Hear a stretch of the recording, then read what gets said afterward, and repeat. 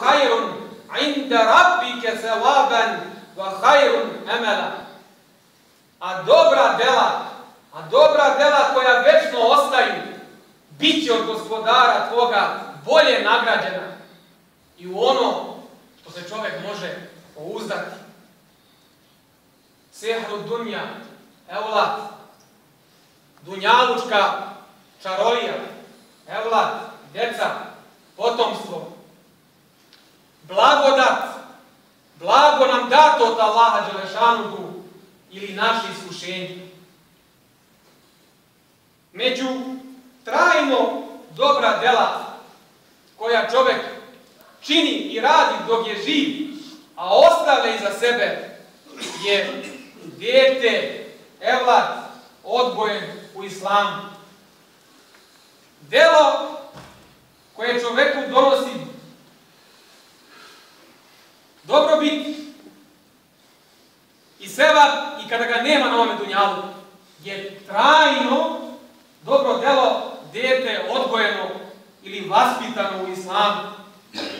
Najbolja stvar koju dijete može dobiti od svoga roditelja je upravo lijep i dobar odgoj. Kako nas podučava i kaže naš Resulullah Muhammed sallallahu alejhi ve sellem, ne može otac ostaviti niti pokloniti svome djetetu ništa bolje od islamskog odgoja. Ništa bolje, kaže naš Resulullah Muhammed sallallahu alejhi ve sellem.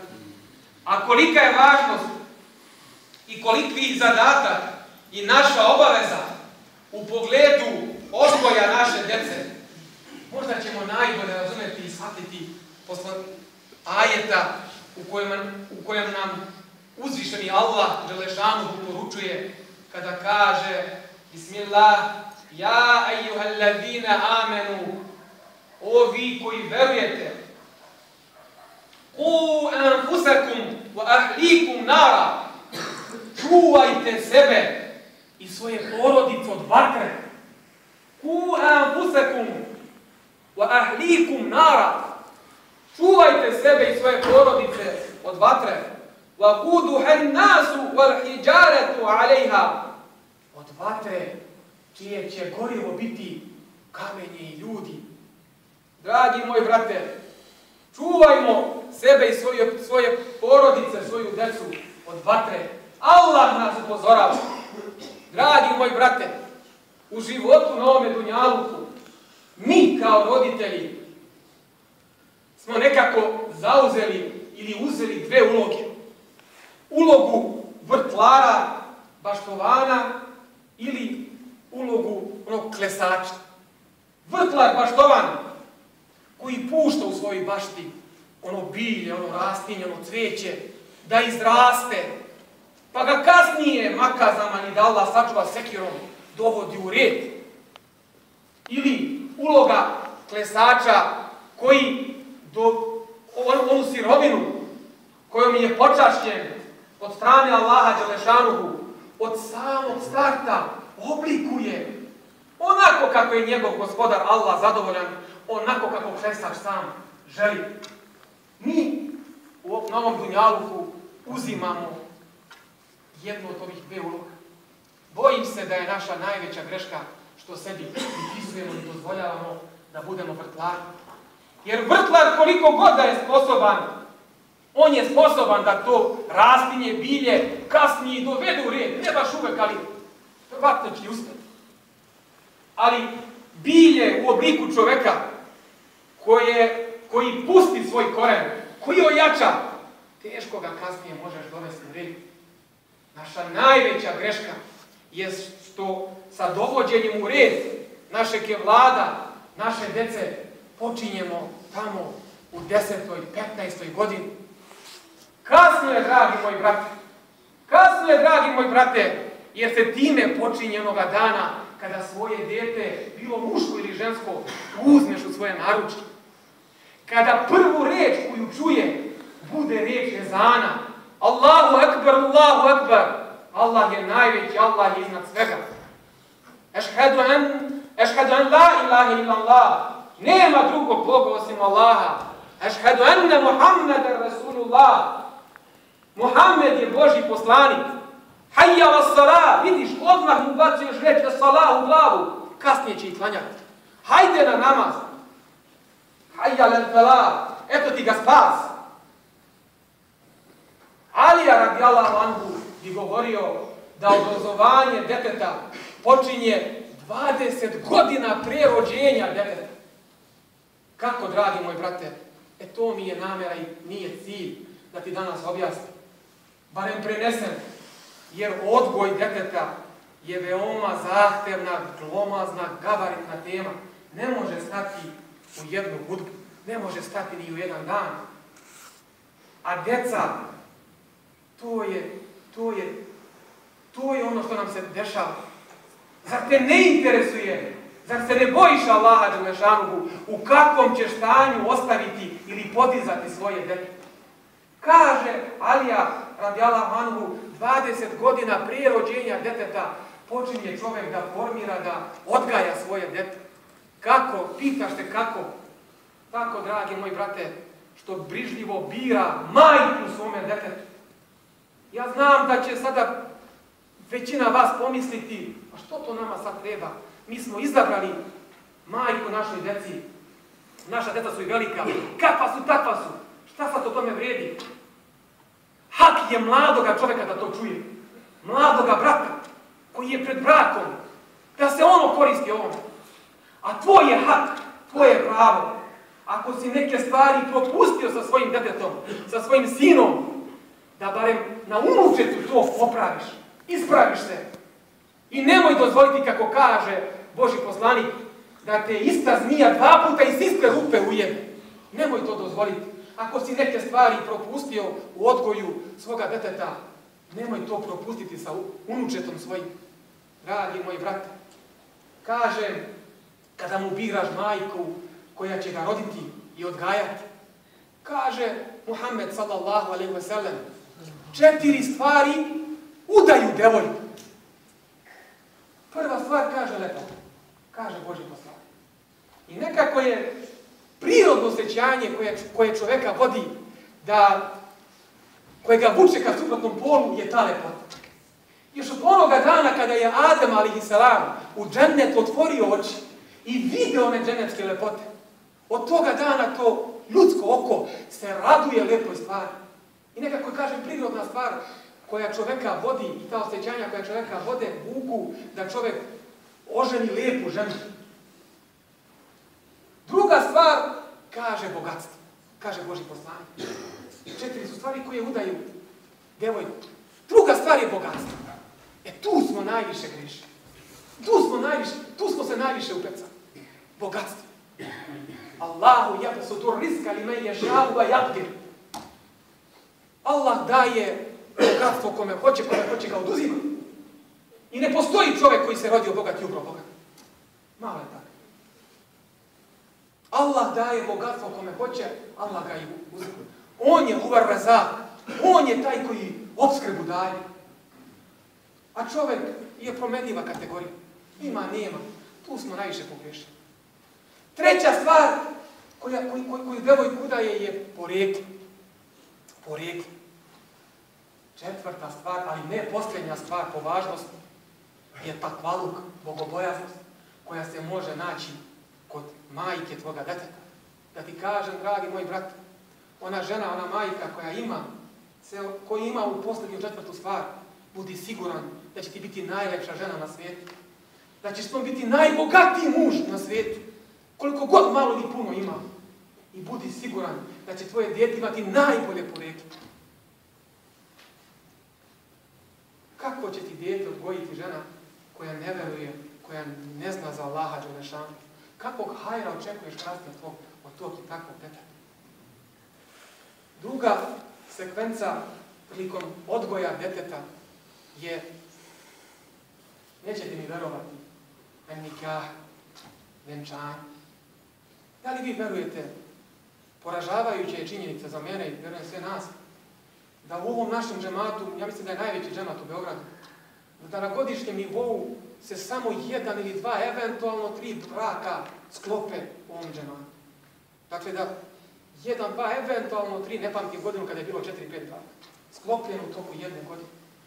Zar to nije poražavajuće? Šta čovjek očekuje iz takve vanbračne zajednice sa svojom suprugom?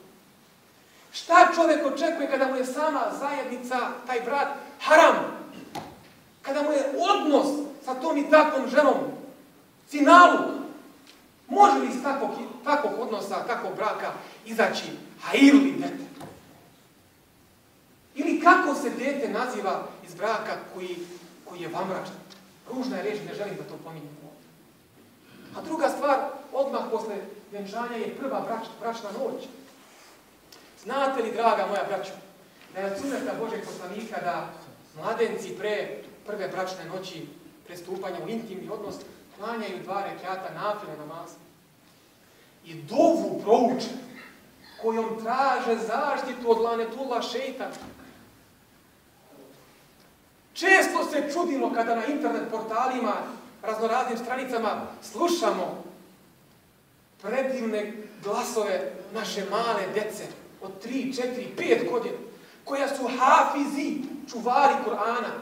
Čovjek se pita, kaže, subhanallah, da li je moguće da dete od 3, 4, 5, 7, 10, 12 godina ceo Kur'an zna napamet? Dragi moj brate, tako dete je začeto u takvome braku. Tako dete je začeto od takvih roditelja u takvome braku. Nemoj se tome čuditi. Allahova je to volja. Dova je njegovih roditelja. Allahova je to volja. Takvo dete, kaže Božji poslanik, ako se posle dove, ako se u ovakvom odnosu začne dete, kaže Božji poslanik, šeitan mu neće nikada moći nauditi. Ako se prije prve bračne noći prouči dobro, traži zaštitu od šeitana. Takvo dete je zaštićeno od uroka, od siha, od kocke, alkohola, zaštićeno od svakoga zla, od neposlušnosti svojim roditeljima. A onda, posle toga, ono što dolazi, ono što dobro znamo, obnavljamo gradimo, je akika. Kada se dete rodi, rekao da mu se ezan prouči na desno uvo, da mu se ikamet prouči na lijevo uvo, da se Allahu dželešanuhu doba za njegov život uputi. Da se kurban, žrtva za to dete prinese. Kaže se u jednoj predaji da ono dete kome nije kurban zaklan, ako bude hajli dete, da na sudnjeme danu neće moći da se zauzima kod Allaha za svoje roditelje. Ako bude bilo hajli dete. Da neće moći na sudnjeme danu da se zauzima za svoje roditelje, jer mu kurban nije zaklan. Da nas Allah sačuva. Toliko je tih malih stvari koji nam je Allah propisao i Muhammed sallallahu alejhi ve sellem, koje ne znamo da ne poštujemo. A onda se čudimo zašto nam se raznorazne stvari u životu dešavaju. Tu hoću da naglasim još jednu stvar, a to je čestitka prilikom rođenja deteta. Najčešće što čujemo je neka je živo i zdravo. A neka je živo i zdravo. To mu mi želimo. Ali gde je tu pomen Allahovog imena? Gde je tu pomen Allahovog imena? Pa kaži maša Allah, kako Allah hoće. Maša Allah. Pa kaži alhamdulillah, Allah. Neka je hvala Allah. Kada sretneš da jedeš, kažeš bismillah. Kada kihneš, kažeš alhamdulillah. Jerhamukullah, jedina wa jehdikumullah, Allah, Allah, Allah. A gdje je prilikom rođenja deteta da kažeš barem maša Allah? Da pomeneš ime Allahovu, da mu poželiš da bude pokorno Allahu i poslušno svojim roditeljima, obratimo stvari, pažnju na ove stvari. A onda ime, a to je posebna tema. A to je posebna tema. Nikad u životu nisam čuo da niko od hrišćana ili jevreja, ja nisam čuo, možda neko zna takav slučaj, dao svom detetu muslimanskom ime. Islamsko ime. Lijepo islamsko ime. Nikada nisam to. Zašto onda našoj djeci dajemo njihove ime? Nije džabe Božji poslanik rekao da vidimo da oni ulaze u mišlju ruku i mi bi za njima krenuli. Zašto onda dajemo djeci, zašto svoju djecu grdimo? Pa im dajemo ružna, nemuslimanska imena. Zašto kada ćemo na sudnjeme danu biti prozivani po svojim imenima? Pa možda to ime bude tas na vagi pa pretegni, pa budeš zbog toga spašen. Da Allah Đelešanu sačuva. Kaže, a onda dete krene svojim putem, raste, zaštićeno, ako je sve ovo urađeno, zaštićeno od šejtana, lanetullah, ili prepušteno, lanetullah. Odabir je na vama. Odabir je na svakom od nas. Kako će postupati, odgajati svoje dete. Da ga zaštiti ili da ga prepusti.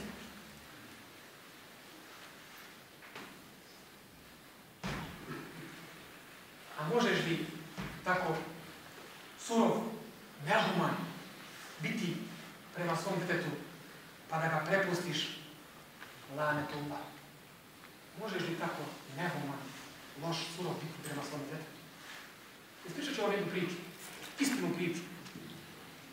Nekada je živao čovjek koji je imao 2 djece, svoju suprugu, koji je puno radio i zarađivao. I taj imetak, ta jurnjava za imetkom ga je odvojila od svoje porodice. Ali koliko god je radio, nije uspevao da u svojoj kući onaj pod završi. Već mu je pod bio zemlji. I jednoga dana mu se dete razboli. Dobije temperaturu. I on misleći da će svojim novcem lekara mu platiti, pita svoju ženu šta mu je bilo, šta se desilo. Kaže, zmija je iz zemlje izašla i ujela ga.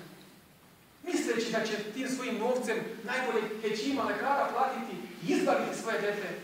Allahova je volja bila da mu to dete preseli. I nastavio je čovjek raditi šta drugo, a zapostavljao je svoju porodicu, svoje drugo dete, svoju ženu. I jednoga dana mu se isti slučaj ponovi i sa drugim detetom. I opet misleći da će svojim bogatstvom uspjeti da svoje dete izleči. Allahova volja, kadar je bio nekako drugačiji, pa mu odne dete. Jednoga dana se taj isti slučaj pojavi, ta zmija iz tog poda, koga nije uspio da završi u svojoj kući, se desi njegove ženi. Poučen iskustvom, znao je šta ga čeka. U tom trenutku mu novac nije ništa vrijedio, jer pod svoje kuće nije završio. A pod, u prenesenom značenju njegove kuće, je bio taj odgoj, je bio taj povratak njegovoj porodici. Jurio je za materiju, a materija mu nije mogla pomoći kada su mu deca odlazila u smrt. Možda nisu umirala posle da zmije, možda su odlazila u alkohol, u drogu, u kocku, u zinalu, možda su odlazila na stramputicu. Nije mu taj novac mogao pomoći. Neće nam taj novac, ovaj malo naš, moći puno pomoći. I neće nam pobeći svakako, ali neće nam puno pomoći ako ispustimo taj naš plod, ako ispustimo taj naš odnos, odgoj naše porodice. Draga moja braćo, rekao, evlad, naša djeca su nam blago data od Allaha Đelešanu, Allahova blagodat ili iskušenje. Na nama je kako ćemo se prema našoj djeci postaviti, hoće li nam biti blagodat ili iskušenje. Naučimo našu djecu islamskim, to jest moralnim vrijednostima ovog naloga. Znate kako? Živi smo ljudi. Svako svome djetetu želi najbolje. Traži najbolju školu. I dijete mora ići u školu. I dijete se mora obrazovati. Nemojte to nikada zaboraviti. Na kraju krajeva, na početku svih početaka je Allahova prva naredba. Ikra. Uči. Ali budi siguran, dragi moj brat, da ti ta škola ne odgaja tvoje dijete. U toj školi dijete stiče tehničko ili nekakav drugo funkcionalno znanje. Ali odgoj je u tvojoj kući. Vidite, naše majke nisu imale neko veliko obrazovanje, ali su imale obraz. Ali su imale odgoj. Pa su nas odgajali. A u školi smo dobijali nekakva nova znanja. Znaj da se vrijeme nije promijenilo što se tiče škola. Bojim se da se vrijeme mijenja što se tiče naših majki. Jer sve više majki koje su bogate ili lepe, što kaže Božji poslanik, lepotice ženimo. Pa onda ta lepotica tjera svoju čerku da bude lepa. Pa je ti obraš ona je svači. Pa je ona šminka. Pa je ona doteruje. Ja rabi Allah. Je ona lepa. Lepoticu si htjela. Bogata ti je bila. Pa kaže svojoj čerki, idi traži bogatog muža. Kažu mladi sponzoruša. A nije to sponzorstvo na ulici pokupila, od kuće ga je donela. Htjela si bogatu ženu. Naše majke su imale obraz, imalo se odgoja, pa su taj obraz i odgoj prenosile na svoju djecu. Bojim se, sebi kažem, naglas razmišljam, bojim se da naše žene, naše ćerke koje dolaze, neće biti kao što su bile naše majke.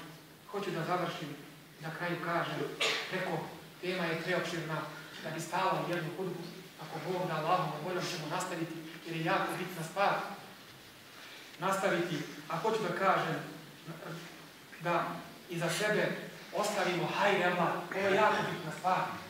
Hajr evlad koji će se nas, roditelja, sećati svakoga dana, dragi moj brat. Ne samo 7., 40., 52., ne znam, 180., 365. dana u godini, već svakoga dana. Moj brate, jadan li si i bedan, sebi kažem, ako s ovoga dunjaluka budeš otišao, a dete ti se bude samo sećalo u tim nekim određenim danima, kada bude mevlude pravilo i sve od džema pozivalo. Jadan si i bedan si, teško li ga tebi. A srećan si, ako ti se dete posle svakoga namaza, pa 5 puta dnevno u dobi bude srećan. Srećan si i spašen ćeš biti. Zato kažem, naša obaveza je da našu decu odgojimo islamskim, tj. moralnim vrednostima ovoga dunjaluka. I hoću da kažem, prenesem vam hadis Božeg poslanika, da kada čovjek preseli, kada ode od ovoga dunjaluka, njegove knjige, njegovih dela se zatvaraju. To što je čovjek uradio je, zapisano je, nosi sa sobom. Ali kaže Božji poslanik, osim u 3 slučajeva. Njegove knjige ostaju, pa mu Allah i dalje daje sevap. Vi kaznu. Pa koji su to ti slučajevi? Sadaka džarija, trajna sadaka.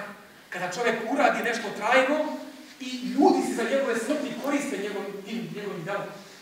Verujte mi da je sadaka džarije sijalica u džami, vrata u džami, cigla u džami, okno prozora u džami, česma, voda, put. Sve od čega ljudi imaju korist, sadaka džarije. Druga stvar, ilmin yanfa'u, znanje koje će koristiti ljudima i posle našeg odlaska sa ovog dunjaluka. A treća stvar koju danas potenciram je waladin salihin yad'u lahu, hajr evlad, odgojen, ostavljen u islamu, koji će posle smrti svoga oca moliti i dobiti Allaha dželešanu. Jer kaže Božji poslanik u jednom hadisu, čovjek će se na sudnjeme danu pojaviti pred Allahom dželešanu, pa će mu Allah dželešanu pokazati njegova dobra dela. Pa će čovjek pogledati svoja dobra dela, pa će reći, Bože, ovo nisu moja dobra dela, nisam ja imao ovoliko dobrih dela. Nisam ja imao ovoliko dobrih dela, ovo nisu moja dobra dela.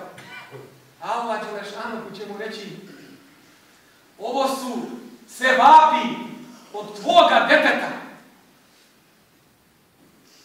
Ovo su dove tvoga deteta koje se molilo za tebe. Otkud ti toliko dobrih dela koja nisu? Hoćemo li mi taj prizor svojim očima gledati na sudnjem danu, da na konto svojih dobrih dela vidimo još dobrih dela koja nisu naša dela, koja su oni koji za nas dolaze.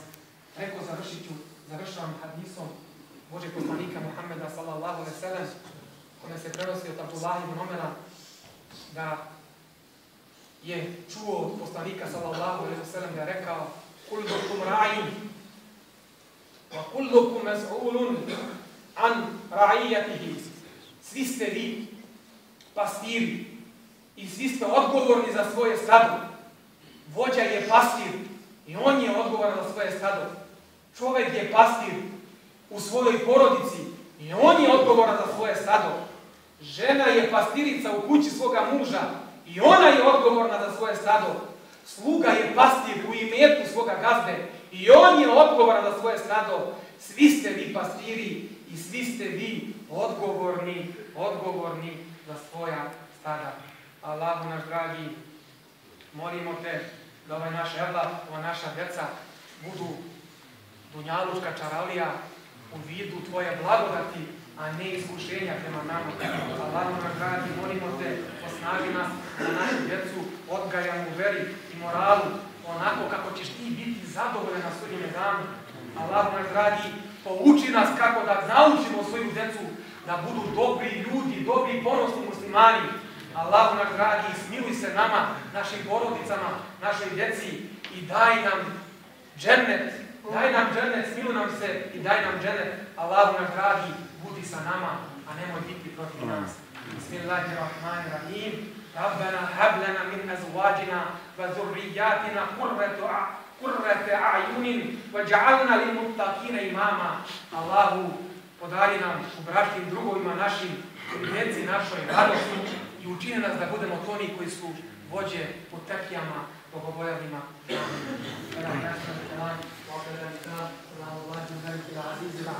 كما قال الله تبارك وتعالى في نظم الكلام